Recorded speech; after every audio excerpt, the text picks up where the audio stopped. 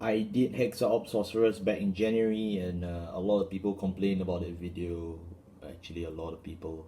And I realized I probably shouldn't outsource my deck list to people anymore, especially if they are, half drunk.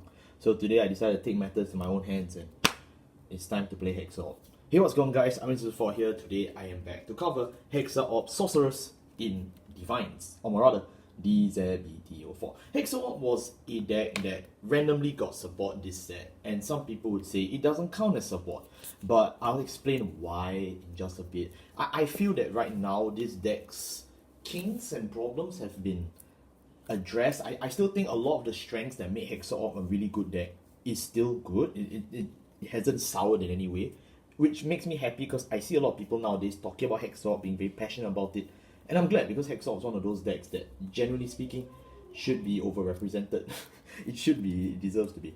Do you know that Inabe now was a Hexaorb Sorceress player? Now you know. So let's just dive right into this. This is my list based on the Sorceress right line. As you can see, I'm playing a pure Sorceress right line. And as such, I'm going to play all the in-archetype Sorceress cards because they all have great synergies with a right line of Sorceress. And I'm just doing that because I strongly believe in their early game potential and how they can play really well from turns 2, 3, and 4, which is generally why. The foundation was already laid back in DBT06, that's a long time ago, and that foundation has not soured at all. Unlike Youthberg, this deck is still clearly aiming to kill people with the cards they play, and that's really why I just wanted to do this deck profile. I already did the Eugene deck profile. I will put the link in the description for my Eugene DivineZ. I really want that video to do well, especially if Eugene gets further support in DZBT04. So do support that video as well. I'll link channel memberships in the link description, as well as my DivineZ Explain video and my previous Hexaorb deck profile, just to catch everyone up to speed. Please support me and help my channel. We're gonna try and hit 1K. I don't know when, I don't know soon, I don't know how, but that's just the hope, I guess. Especially seeing that a lot of my DZBT04 videos have been very well received. More received than what I imagined, actually. So, yeah. Although I'm still very busy with my own personal life and my own projects and my academics and work, I'm still equally as dedicated to try and, do some things for this channel. While I'm still trying to stop waffling at WGP, I've decided to try and put a bit more effort into content creation because I was thinking about it. I was like, what's the point of winning if people just forget your name after a week, right? So, yeah, that kind of sucks. Okay, moving on. Our right deck, it's the Sorceress right deck. Thankfully speaking, Hexaorb Sorceress has still not dabbled into energy because her support has never, it has never gone there, strangely. This is the exact same right deck from set 1. I'm not going to go through it. It's even the original Hexaorb.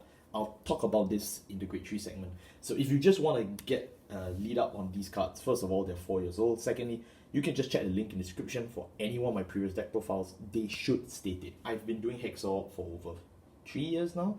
Yeah, there's really no difference in any of the videos you watch right now. So I'm just going to skip this part. Just know that, you also have to play the Energy Crest. The Energy Crest, the only thing that's relevant to you is just the EB7 draw 1. That's really about it. This deck has 0 effects that uses energy. If you want to play a Cycler and Hexaorb, it better damn well be Spiral Cutie, and it shouldn't be Biscotti. Biscotti just does nothing for this deck. Moving on to our Grade 3s. Our Grade 3s, we play the original Hexaorb Sorceress in the right deck, and then we play 3 copies of Hexaorb Sorceress Aquamarine in the main deck as our Grade 3. So the original Hexaorb Sorceress, you already know its skill. We are playing it mainly for its big powers, because every time you flip a trigger, it gains the trigger gains additional 10, so that means you give 20k for each trigger, which is very insane depending on who you ask. And the idea is just to have 3 very strong attacks on turn 3, and then as you pivot into turn 4, your goal is to cross Persona right into Hexaorb Sorceress Aquamarine. Now, Aquamarine is a card that has been talked about to death because it's one of those very weird decks that is really good in design but really bad at the same time.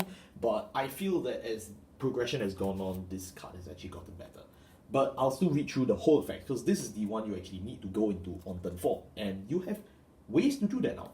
So on the Vanguard circle, this card always counts as the original Hexaorb Sorceress, so none of your effects are lost, and that means you can Persona Ride on top of it. So you can actually cross Persona in the sense that you can Persona Ride it, and it counts. Good for you guys, it counts. The second skill is that during your turn, if you Persona Ride, this unit gets drive +1, and all of your trigger powers gain 10. Oh, right, my bad.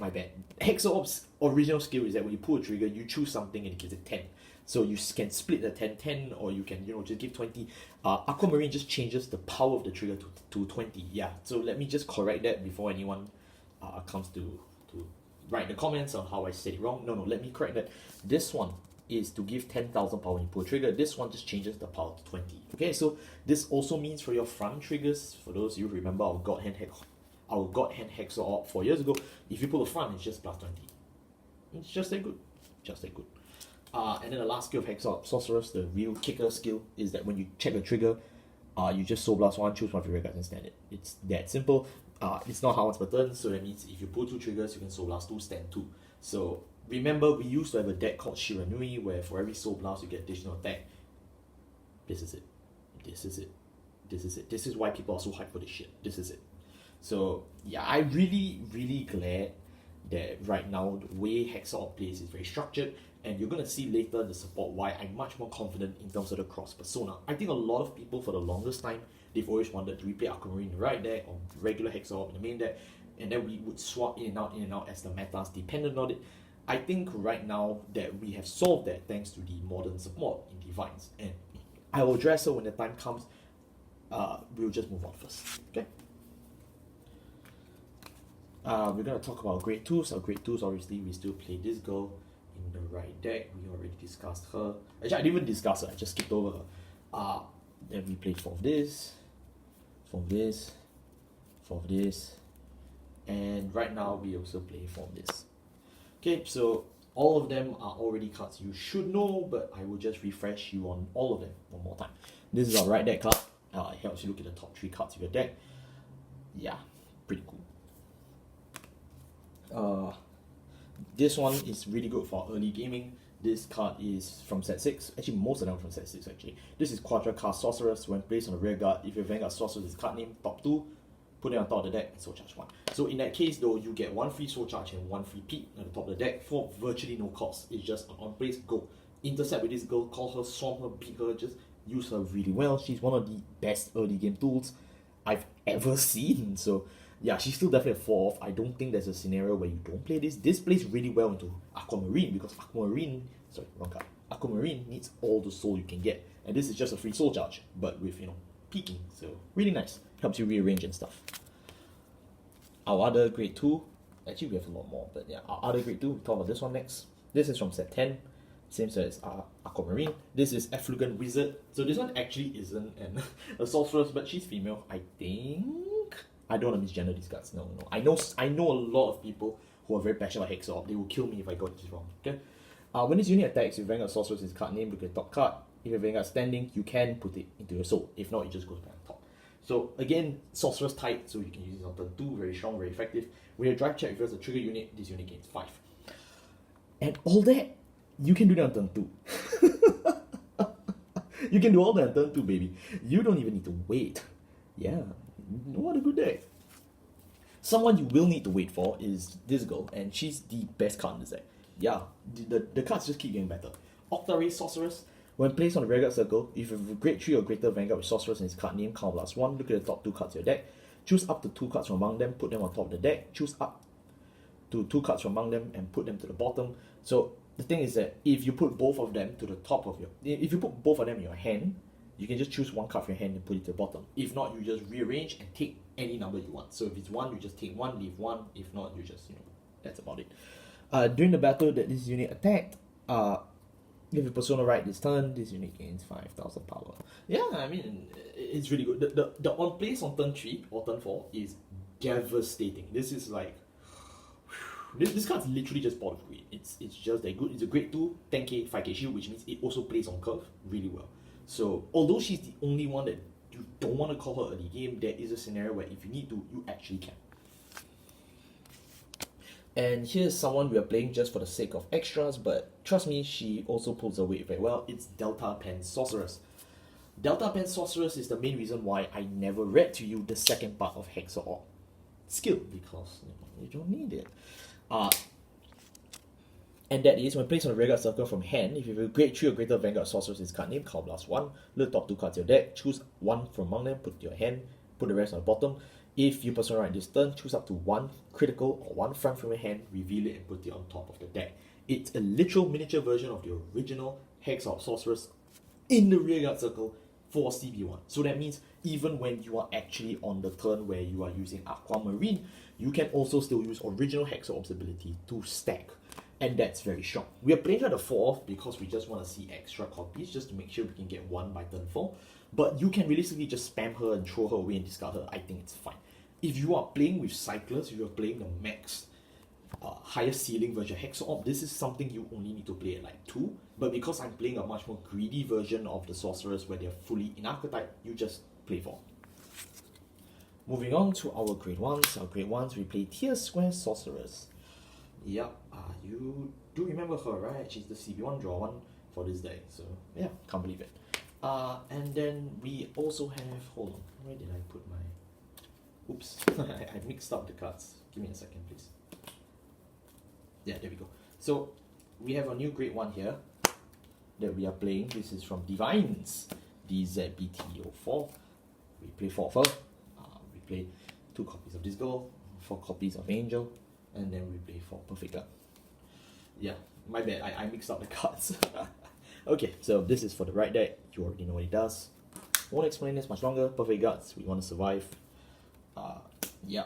This card, this is Generous Flute Angel. She's the best tempo card on curve.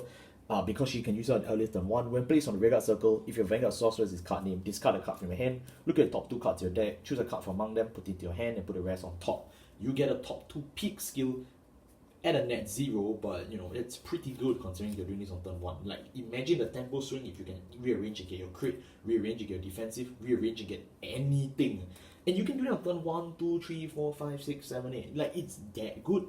But it's just an on-place, and then after that it's a vanilla. So this card is very similar to her in the sense that they are both very powerful on places. While they do become vanilla after that, you need to time their on places to be as early as possible in the game, so it's that impactful. That's how you play Greek version of Hexaorb, because you are just trying to high roll and kill your opponent before El Calibra declares his divine skill. Yup, that's what this is for. Moving on, we also play 2 copies of this girl. I was reluctant to play Diamond Sorceress, but to be honest, it's just a 15k shield as long as your Vanguard has Sorceress in its name, which it always will. So, yeah, I mean, it's fine. I'm just playing a bit of defense just to cover my asshole, but you know, you can choose not to. You really can. Alright, and last but not least, our final grade 1, and the reason why we are even doing this deck profile at all. Everyone, please put your hands together for Monogon Saturate Sorceress. Why did they change this? Whatever. When this unit is placed on a Vanguard circle, if your Vanguard Sorceress is card name, card blast 1, search your deck for up to 1 grade 3 with Hexaorb in its name, reveal it, add it to your hand, and shuffle the deck. That's it. That's it. That's the entire fight. It's just CB1, search for any Hexaorb you want, and add it to your hand. Why is this so important? Because it's an Omni search, my guy. You get to add Hexaorb Aquamarine from the entire deck. It says any Hexaorb. So you don't even need to search for the original. You can search for Aquamarine, which means as soon as you see one copy, you see another one. If in Yu-Gi-Oh terms, this is like copies 5, 6, 7, 8 of your cross persona. You are guaranteed to see this. It's that good. That's why you notice we stopped playing card. We stopped playing the Regalis Peace card. We don't do that anymore because you literally have 4 extra copies of Aquamarine. You use 1 copy, done. You should be able to win from turns 1 to turn 4. That's how greedy this deck is. The rest is just for excessive, just for safety padding. So the idea is just to play this deck as aggressive, as greedily as possible, but maintaining your baseline of getting all your plays from turn 1 to turn 4. That's literally it. I do not understand, and I sincerely want to know why a lot of people say Hexaorb didn't get support this set, because this is literally a better version of their double rare back in DBT03, where they got a card that says search for Hexaorb Sorceress, but that card didn't work with Aquamarine, so they printed a copy that now works with Aquamarine, and they are complaining that they get an Omni Searcher for their finisher. How do you please these people? My god. But You know what? Considering the fact that we even got this update for Hexaorb is insane. I really don't understand why they're not happy with it. I wish to know. But if you've tried this deck at least once, you should understand that getting this on turn 4 at 100% consistency is something you'll kill for. And then moving on for the rest of our grade zeros, we obviously still play my favorite sorceress. This is Tri-Connect Sorceress. She's still my favorite in my opinion. I still love her to death. But, you know, I'm Blaster player, have to rep Vanguard. But, you know, anytime I'm not playing Vanguard, I just play this. 8 crit, because we want to kill people. 4 heal. Sorceress, why not? 3 effect front, because, you know, fronts are good. And then we just play the Keter over trigger. But you can play any over trigger in this spot at this point. I really don't think it cares. You can even play Valnot, you can play Idosphora, you can play Nirashima, you can play anything. You can play freaking... what's the guy name? That I forgot the first one. Like the vanilla guy, the one in the start deck, the very first start deck. Whoever. But you can play literally any over trigger, it really doesn't matter. And yeah, that wraps up my DivineZ deck profile for Hexaorb Sorceress. Aquamarine? It's so weird to say it because I feel like we finally reached the solution we've always wanted for Hexaorb, but it's led us down to the literal path where we just turned the grade 3 new boss, you know, into a cross ride, which is probably not what they had in mind, but I'm really fine with that. Being able to perfectly play this game from turn 1 all the way to turn 4 with a perfect curve of, you know, no, sorry, wrong card.